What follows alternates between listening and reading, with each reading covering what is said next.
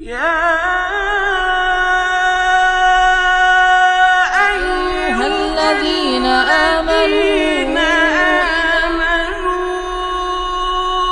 إذا نودي للصلاة من يوم الجمعة فاسعوا إلى ذكر الله وذروا البيع ذلكم خير لكم إن كنتم تعلمون. الحمد لله رب العالمين، والصلاة والسلام على سيدنا وحبيبنا محمد وعلى آله وأصحابه أجمعين. ئیمانداران و خواناسانی زۆر بەڕێز، لەگەڵ جەنابتان و تێگڕای بیسەران و بینەرانی وتارەکانمان باسی ئەو شتانەمان کرد کە نابێ باس بکرێن. ئینسان ئاگای لە زمانی خۆی بێ و خۆیان لێ بپارێزێ. وتاری ئەمڕۆمان ئینشاء الله بەشی حەوتەمی ئەو زنجیرە باسەیە، بریتیە لەو شتانەی کە تایبەتن بە شەخصی خۆتەوە، تایبەتن بە خێزانەکەی خۆتەوە، ئەبێ زمانت ئاگادار بی و نابێ بیان درکێنی و نابێ باسییانکەی. ئەو شتانەی کە تایبەتن بە خودی خۆتەوە و لە قورئان و فەرموودەی پێغەمبەر صلی الله عليه وسلم ئاماژەیان پێکراوە کە خۆمان بپارێزین لە باسکردنیان، خاڵی یەکەم بریتیە لە گوناهەکانی خۆمان. هیچ بە شەرێک نییە خۆشەویستانم لە ژیاندا تووشی گوناه نەبێ. خوا گەورەی ئێمەی ئینسان، من، بەڕێزت، بەڕێزەکانی تر، هیچ کەسی بە فریشتە خەڵق نەکردووە و هیچیشمان ناگەینە پلەی پێغەمبەران سەلامی خۆیان لەسەر بێ. بۆیە دەکرێت زۆر واریدە ئینسان لە ژیانە تووشی گوناه ببێت، تووشی هەڵە ببێ، بەڵام ئیسلام فێرمان دەکات کە گوناهت کرد لە دەستت دەرچوو پەشیمان بە و تەوبە بکە، بۆ کەسی باز مەکە، شانازی بە گوناهەکانتەوە مەکە، بڵاوی مەکەوە، با خەڵک نەیبینێ و نەیبیستێ. دەچینە خزمەت فەرموودەیە کە ئیمامی بوخاری و موسلیم بۆیان جێڕاوینەوە لە پێغەمبەری خوا صلی الله عليه وسلم. سەروەرمان فەرمووی یەدنو ئەحەدەکم من ڕەبه، یەکێک لە ئێوە، واتە هەر یەکێک لە ئێمە دەچێتە خزمەت خۆی خۆی لە قیامەتە. لە قیامەتە خۆشەویستان ئینسان توانای چاوی وای لێدێ کە خوا بە چاوی سەر دەبینێ. لە دنیادا چاوی بەڕێزت توانای بینینی میکرۆب و ڤایرۆسێکی نییە. پەرداخی ئاو ئەگەشتی پیسی تێدا بێت چاو نایبینێ، بەڵام بە میکرۆسکۆپ سەیریکە دەیبینی. چاوی ئێمە لە قیامەتە توانای ئەوەی دەبێت خوای ڕەب العالەمین ببینێ. خوای گەورە بەندەیەکی خۆی پێغەمبەر صلی الله علیه وسلم ئەو دیمەنەمان بۆ باز دەکات، بەندەکە لە حزوری خوادا وەستاوە، خوا لی نزیکە زۆر زۆر، پێی دەفەرمێ عەمیلتە کەذا وەکەذا، بەندەکەم لەبیرتە لە دنیادا ئەو گوناهە و ئەو گوناهەت کرد؟ قال فيقول نعم، دەڵێ ئەرە وەڵڵا خوا لەبیرمە، ئەرە وەڵڵا جا گوناه لەبیر ناچێتەوە. زۆر جات چاکت کردووە ڕەن بە چاکەکان لەبیر بچنەوە، بەس گوناه دایمە ئازارێک بە دڵت دەگەیەنێ. لە قیامەتیشا لەبیر نەچۆتەوە کە ئەو گوناهە ئەو گوناهەت کردو، دەڵێ بەڵێ خوایە ڕاستە کردومە. خوا دەفەرمێ عەمیلتە کەذا وەکەذا، ئەوەش و ئەوەشت کرد لە گوناه و خراپە. فيقول نعم فيقرره، دڵە خوا ئەدانی پێدادەنێم، بەخوا هیچ شتێ لە تۆ ناشاردێتەوە. خوای جان گوناهەکەم کردووە. خوای گەورە ناهێڵە کەس گوێی لەم گفتوگۆیە بێ لە مەیدانی مەحشەرە. پێی دەفەرمێ إني سترت عليك في الدنيا فأنا أغفرها لك اليوم.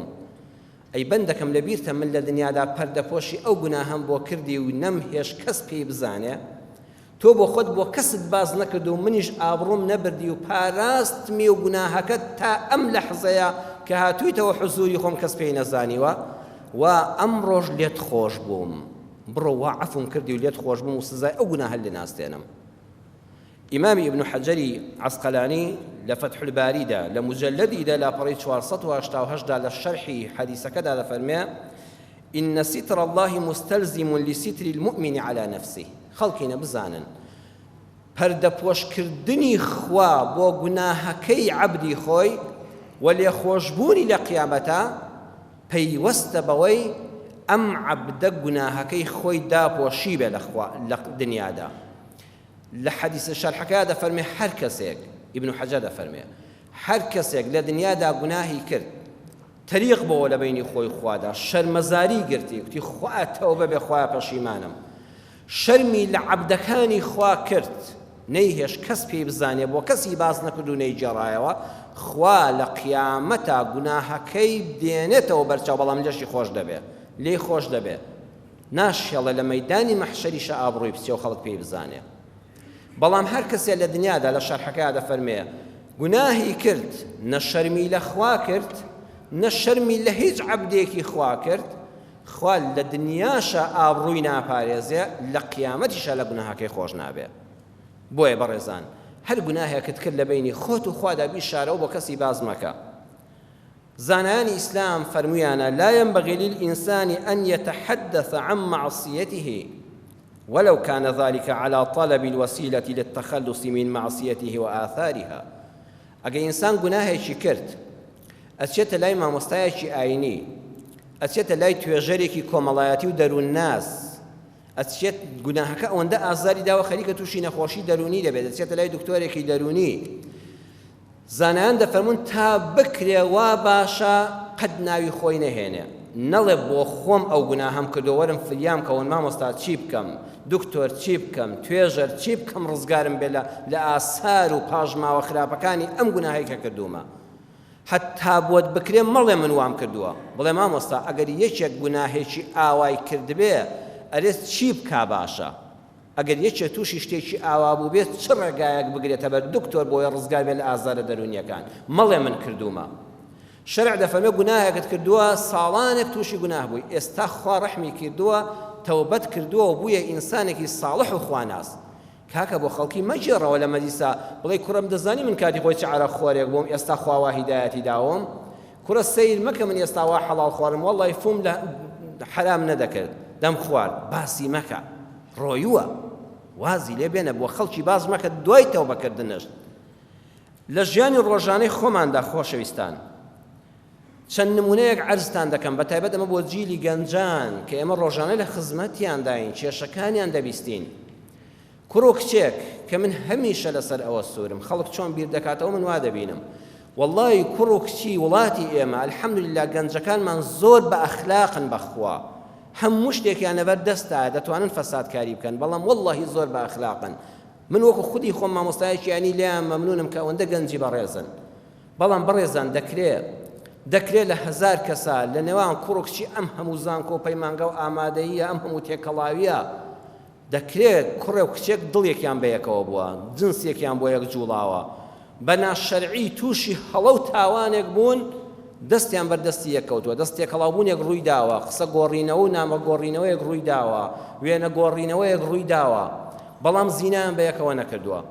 دواتر سێ دەکەی ئەم کوڕە پەشیمانە و ئەم کچەی ناوێ کچەکە پەشیمان دەبێتەوە شووی پێ ناکا بۆ یەکەوە ناگونجێن دەبینی دواتر 3 ساڵ دڵیان بەیەکەوە شەڕیان دەبێت ئەمە واقعە من و تۆ ناتوانین خۆمانی لێلا دەین ئێمە ئامۆژگاری مامۆستایانی ئەوەی ئاینی ئەوەیە نەک کابرا کافر و فاسق دەکەین ڕێی نیشان دەدەین بەو کوڕە گەنجە دەڵێن بەو کچە گەنجە دەڵێن تۆ کە ئەو کوڕەوازی لێهێنا یان وازت لێهێنا بە بێگومان دەبێت شوو بکەی تۆ یەکەم جار وەرە بینی خۆت و خوا تەوبە بکە خۆت بشۆ بچۆ سەر بەرماڵ دوورکان نوێژی تەوبە بکە بڵێ خوایە لەو هەڵەیە کە لەگەڵ ئەو کوڕەدا تووشی بووم بە نەزانی و بە گەنجەتی و بە سەرڕۆیی خۆم خوایە لێم خۆش بە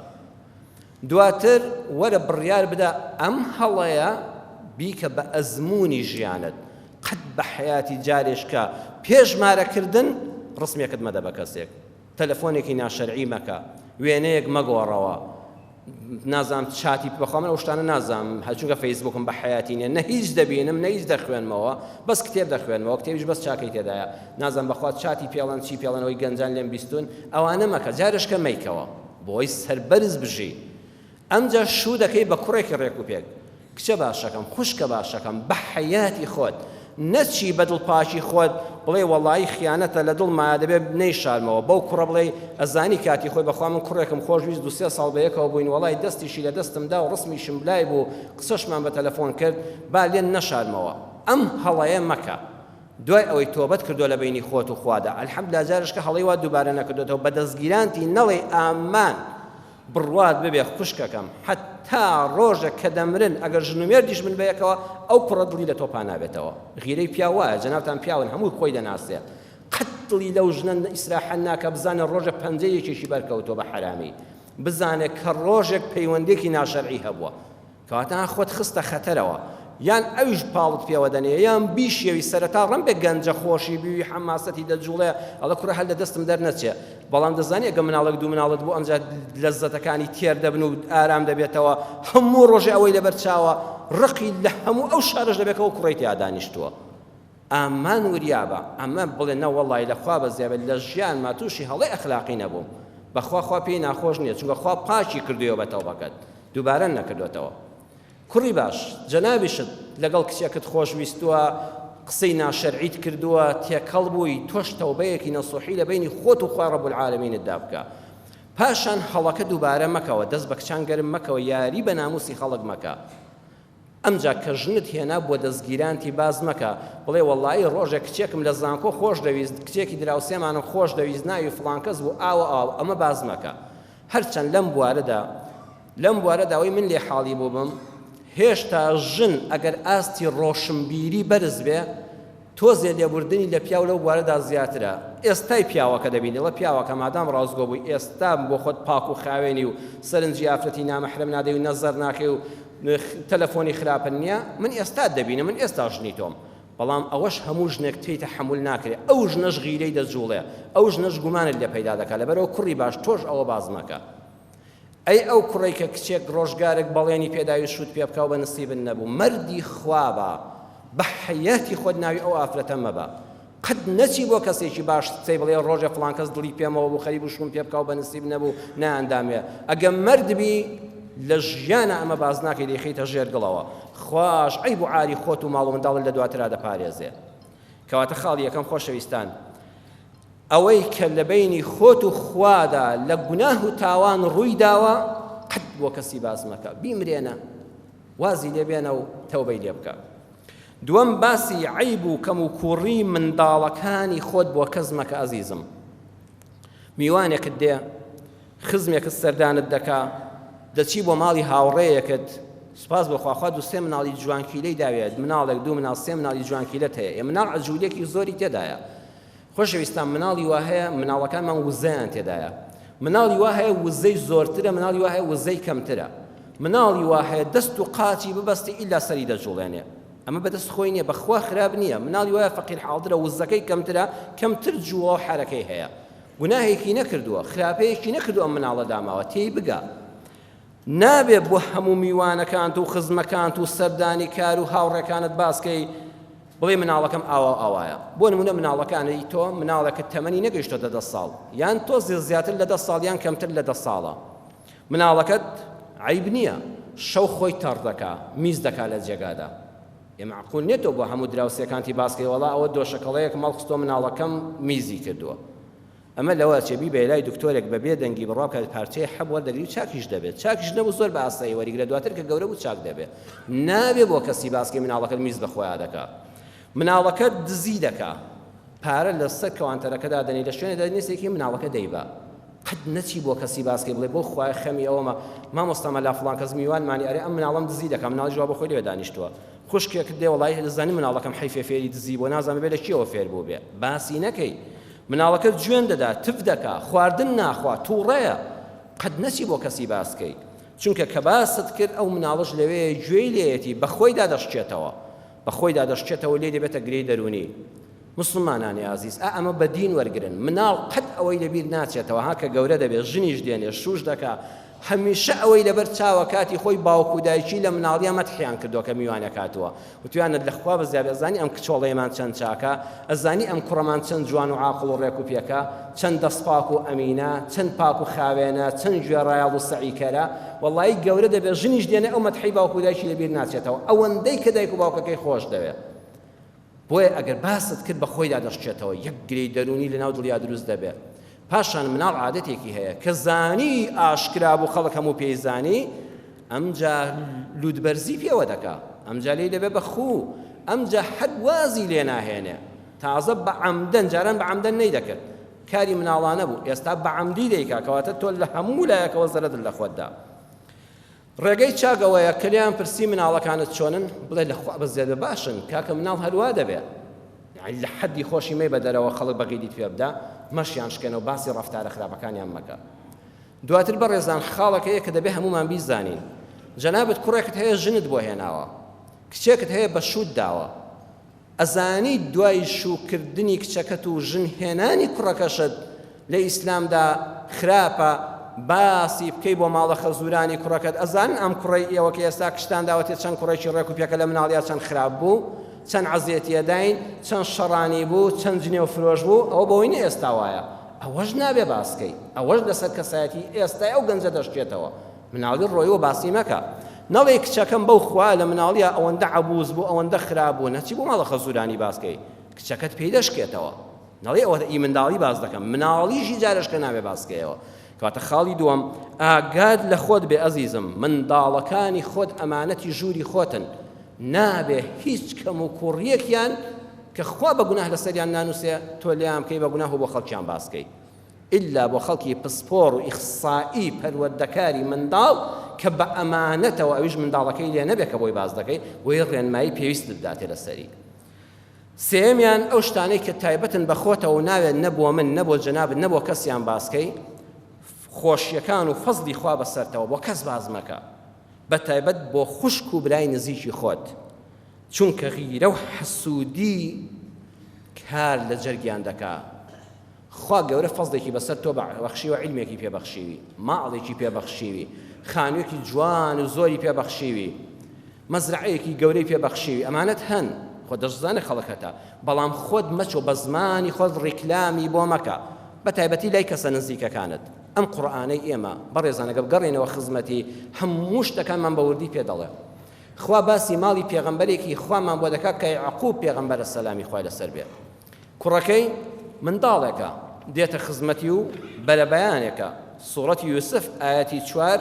إني رأيت يا أبت إني رأيت 11 كوكبا والشمس والقمر رأيتهم لي ساجدين. سبحان الله قرآن چەند وردە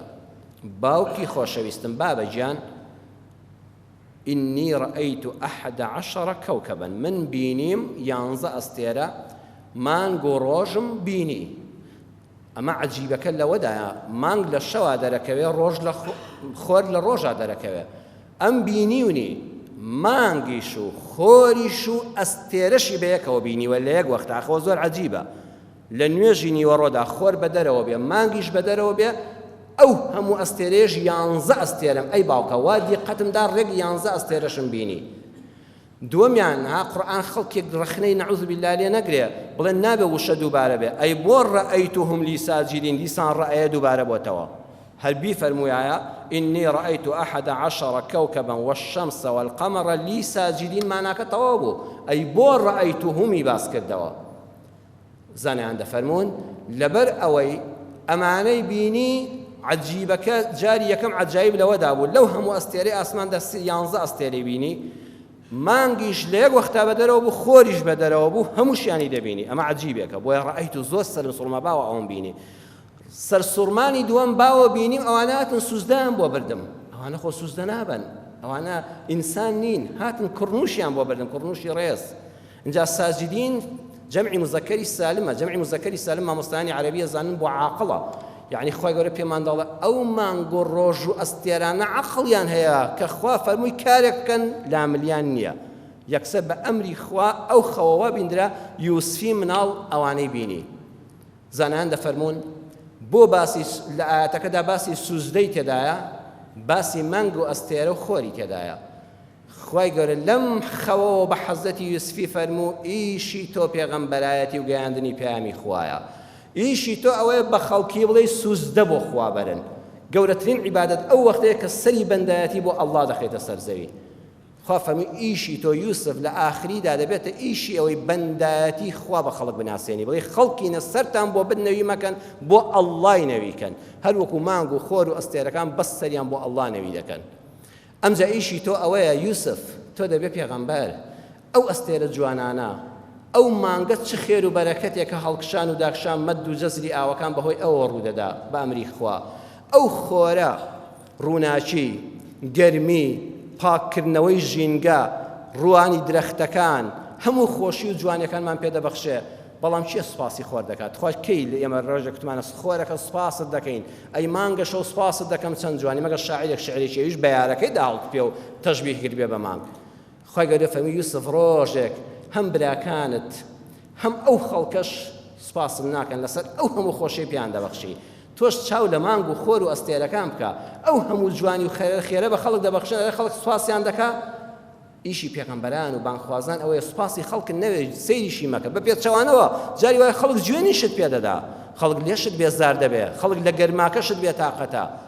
تۆ خێرت پێ بۆی وەدەزانە شەڕە تۆ بێتاقەت مەبە ئەی پێغەمبەری خوا یوسف ڕۆژگارێک ئاوا بکە تۆ هەر خێر بڵاوکەوە با خەڵک پێشی نەزانن با خەڵک بە زیانیشی بزانن بەڵام تۆ هەر خێرت لێدەوەشێتەوە بەڵێ ئەمە دەبینێ ئەم خەوە ئەم جا دەچێتە خزمەت باوشی باوەجان ئەم خەوەم بینیوە قورئان دەفەرمێ يعقوب بيوسفي فرمو يا بني لا تقصص رؤياك على إخوتك فيكيدوا لك كيدا إن الشيطان للإنسان عدو مبين فرموي يا بني تصغير ابنه يعني بيمان ضلي يوسف زور من ضلبك ويتوت چونك لقرآنك وادرك سيدي سبحان الله قرآن كلامي خوايا چن إنسان لي تيرنا بك سيدي وشكاني دكا رول الشيرينكم يعني كرة بسكولانكم لا تقصص رؤياك جار رؤيا من هي لقر رؤيتها هادو شيء مؤنثا اگر شتك بتشاوي سربي بيني وحقيقت به العربيه دنسير رؤيه بتاي تانيث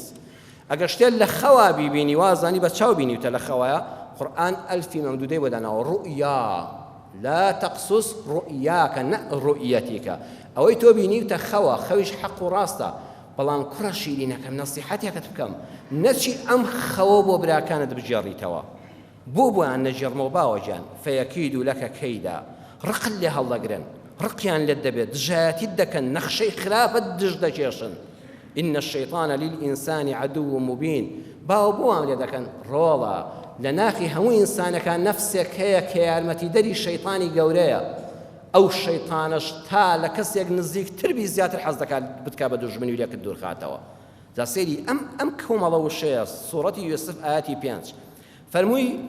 فيكيد لك كيدا نيفرمو فيكيدوك كيدا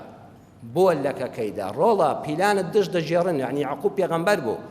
بوحي ونوري خوادي زاني دواروجي أمكار الرددا بلام يكيد لك كيدا فيكيدوك زوري فرق لقرآن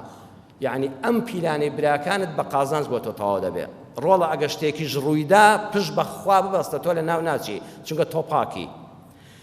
پاشان پیان دڵێ بە ئاشکرا دەڵێ ئەڵێ براکانت ئەگەر ئەم خەوایان بۆ بجێڕێەوە و ماناکەی تێبگەن حەسوودیت پێ دەبن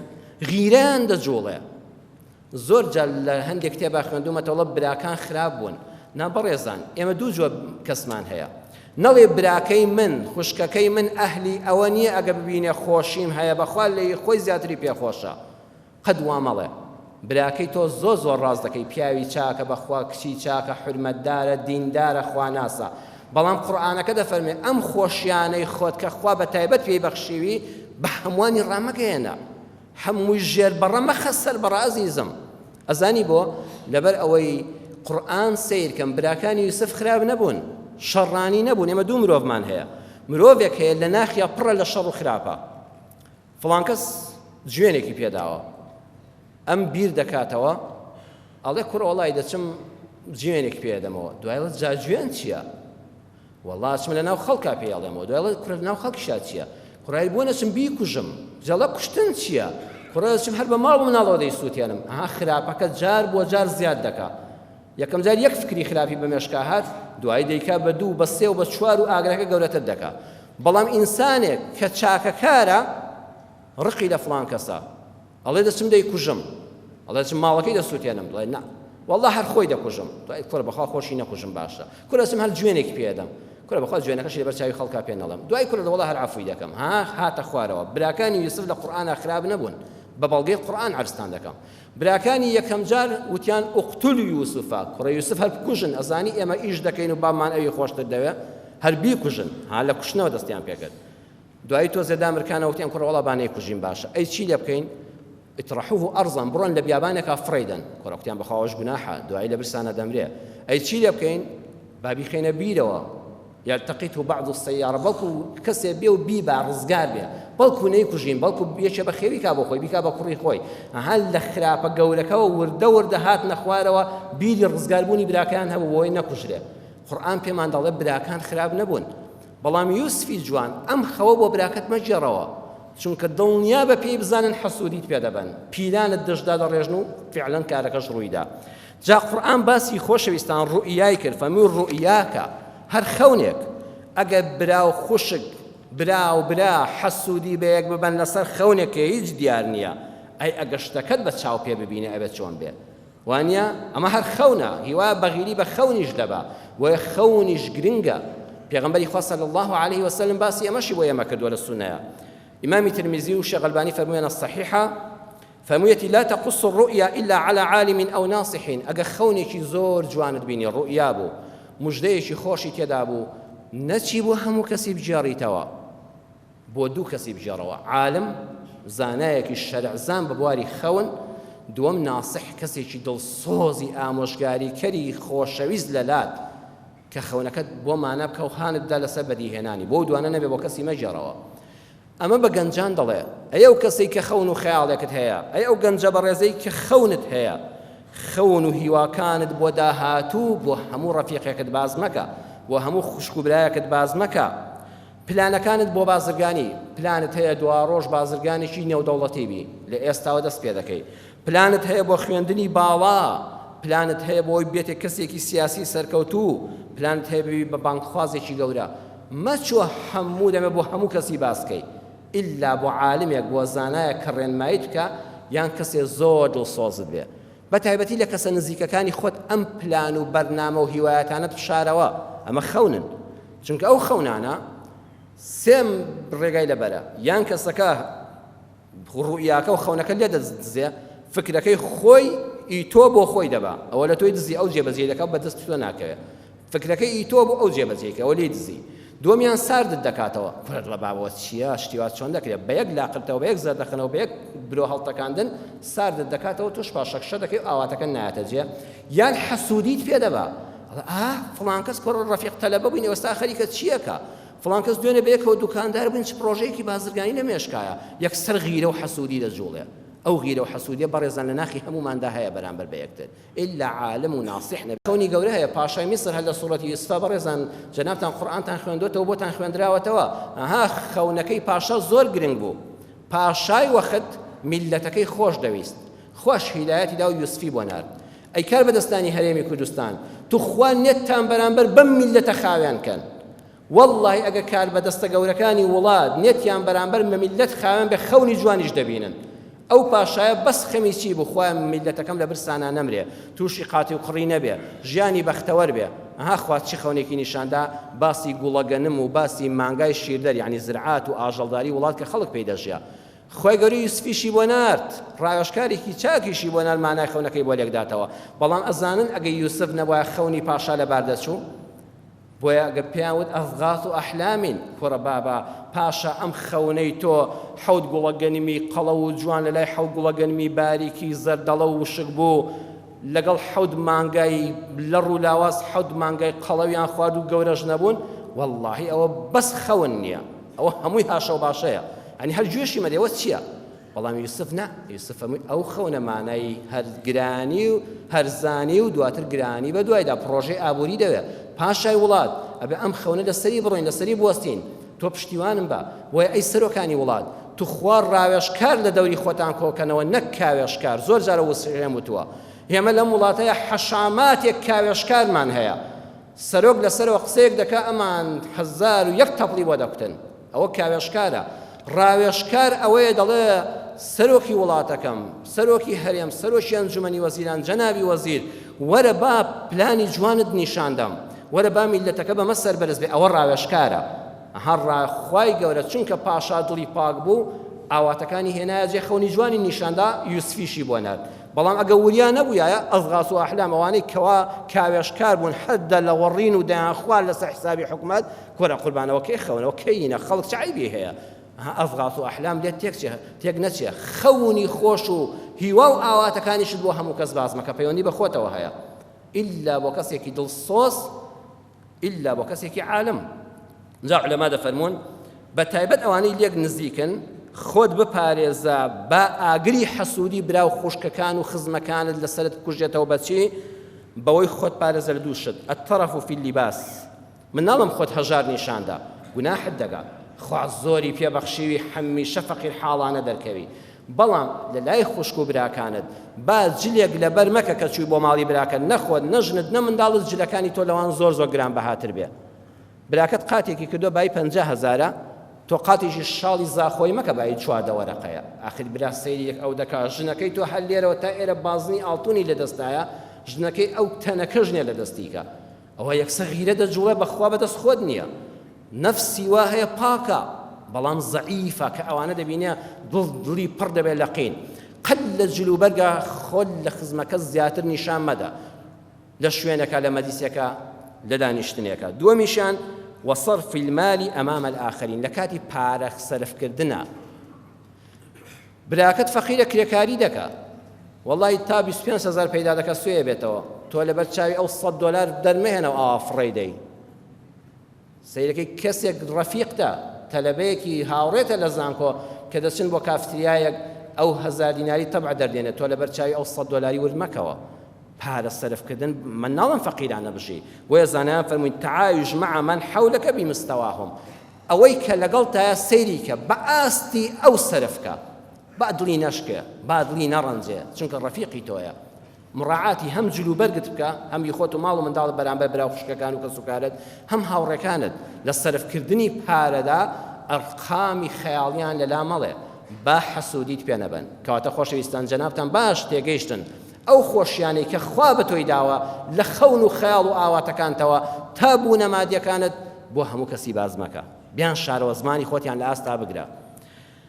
خاڵی چوارەم و کۆتایی ئەم بابەتە نهێنی نێوان خۆت و خێزانت ژن و مێر ساڵانێکی زۆر بەیەکەون ئەوەندە نهێنی وشتی شاراوەیان بەیەکەوە هەیە کە متمانەیان بەیەکەوە هەیە بەڵام پەنا بەخوا ئەگەر نهێنیەکان دەرچوون لە بەینا متمانە نامێنێ هۆکاری دەرخستنی نهێنی نێوانی ژن و مێرد یەکەمیان ئارام نەگرتن داغ لە دڵ دەرکردن سەیدەکەی ژنەکە داخی دڵی خۆی لای میوانەکە دەردەبڕێ ڕۆژێک مێردەکەی خراپەیەکی هەبووە ڕەفتارێکی بەدڵ نەبووە ڕەمێ بەخوا خراپیش نەبێ بەس ئەم وا حاڵی بووە یەکسەر داخی دڵی خۆی دەردەکا بەڵام خوشکەکەم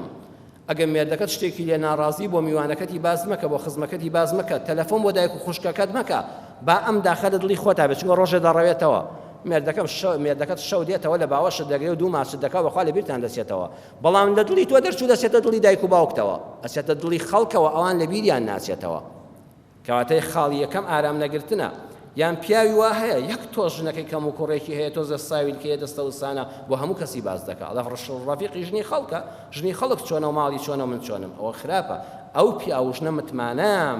بە یەکتری نامێنێت دوژمنایەتی لە نێواندا ڕوو دەدا دووەم غرور و لە خۆبایی بوون و شانازی بەخۆکردن ژنی وا هەیە مێردەکەی چ جلوبەرگێکی بۆ کردووە چی کەلوپەلێکی گران بەهای ناوماڵیان سەفایەکیان کردووە هەمووی بۆ خوشکەکانی بۆ دایکی شانازی دەکا غرور دەکا خۆی پێوە لێ دەدا کوردەواری دڵە پۆزی پێوە لێ دەدا یان دووەمیان سەبری نییە ئەگەر ناخۆشیەکی ناوماڵ بوو و گرفتاریەک بوو نەبوونیەک بوو یەکسەر تەلەفۆن بۆ دایکی دەکا بۆ خوشکەکەی دەکا بۆ میوانەکە بۆ ڕەفیقەکەی هەمووی دەژێڕێتەوە یان ئەمە غرورە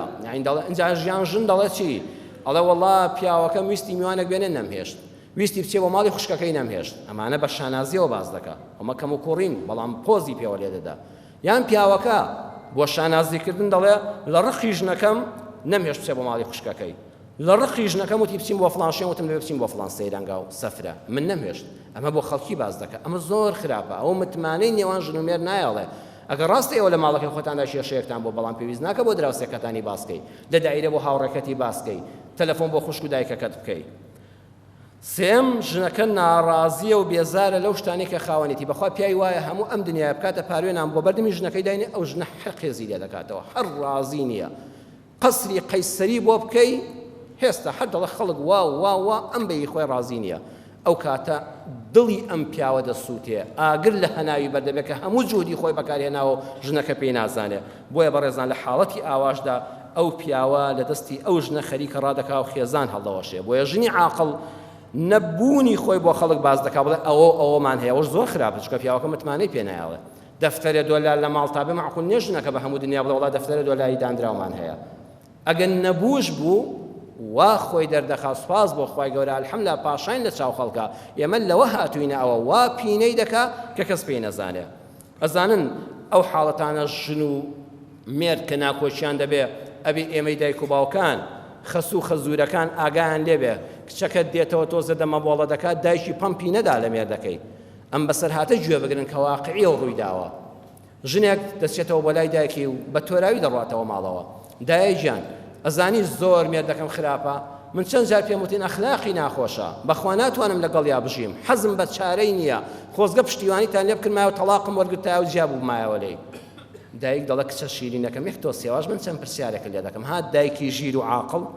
ئەڵە ڕۆڵی گیان ئەم پیاوەی تۆ کە عەرەق دەخواتەوە ڕەفیق و برادەریش لەگەڵ خۆی دێنێ بۆ ژوورەوە عەرەقەکە دەخوانەوە دەچن هەر لە نادی دەخۆنەوە لە سەیرانگایەک دەخۆنەوە کچەکەی یەکسەواقی دەڕمێت دایکیانەوە دڵی چی ڕە بەخوا و پیاوە بەسە زمانە بە حەیاتی دەستی بە بتڵی عەرەق و بیرێ نەکەوتووە عەرەق خواردنەوەی چی لە ماڵەوە لە دەرێ ئەها ڕەکەواتە مێردەکە عەرەق ناخوا دەڵێ ئێگە قومار دەکا هیچ پارە بۆ ئێوە دێڵێتەوە پارەکە دەکات دوو بەش نیوەی بدۆڕێنێ و نیوەی بۆ ئێوە بۆ مەسرفدانیان هەمووی هەر دەدۆڕێنێ هیچی بۆ نەهێشتوونەوە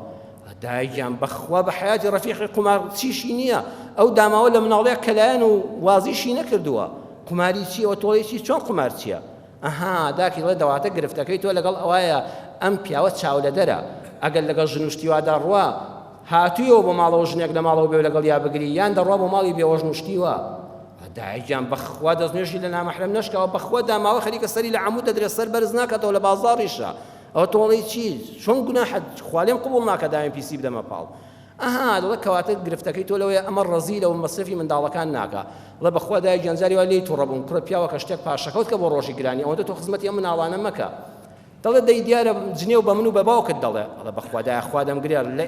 لە باوک و دایکی زیاتر ڕێز لە ئێوە دەگرێ ها دایک چۆن بۆی دەچێ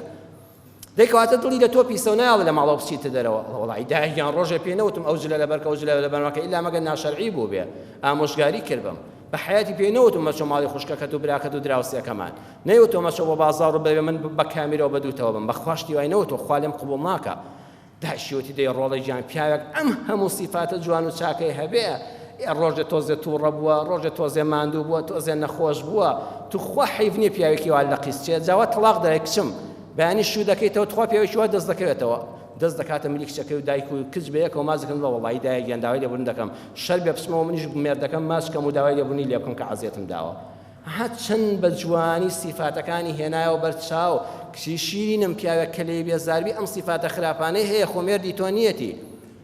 ئاوێکی بەدڵ و دەرونی کچەکەیدا کرد و بە ماڵ و حاڵی خاو شاد کردەوە بەڵام بەداخەوە ئێمە زۆر جار هەر کچەکەت کوڕەکەت بێتەوە بڵە کچەکەم تۆزە خراپە یەکسەر ئەوە تۆ بەبێ ئەوەی لێ پرسیوە بەخوا ڕاست دەکەی کوڕەکەی ژیانت هەیە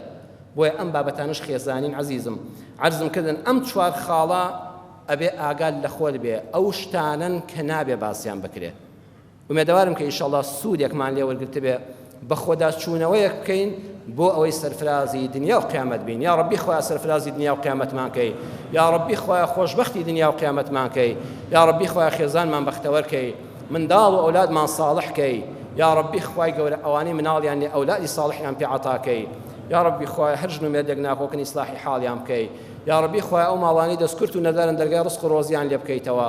خۆیان کوردستانمان پارێزراوکەی خۆیان ئەم کوردستانەمان پارێزی دەرگای بەرەکەتی خۆتمان لێ بکەیەوە لە شەڕ و فیتنە و ئاشوبمان پارێزی لەناو خۆماندا تەبا و خۆشەویستمان کەی لە گوناهەکانمان خۆشبی یا ڕەبی خوایە ئاوا لە مزگەوت و ماڵی تۆدا کۆبووینەوە لە بەهەشتی شا لەگەڵ هەموو ئیماندارانی ئومەتی محەممەدا بەیەکەوە کۆمان کەیتەوە ئامین ئامین والحەمد لله رب العالمين يا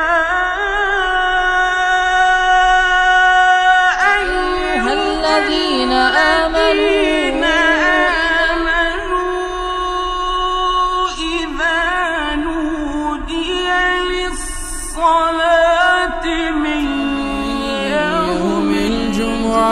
فاسعوا إلى ذكر الله وذروا البيع ذلكم خير لكم إن كنتم تعلمون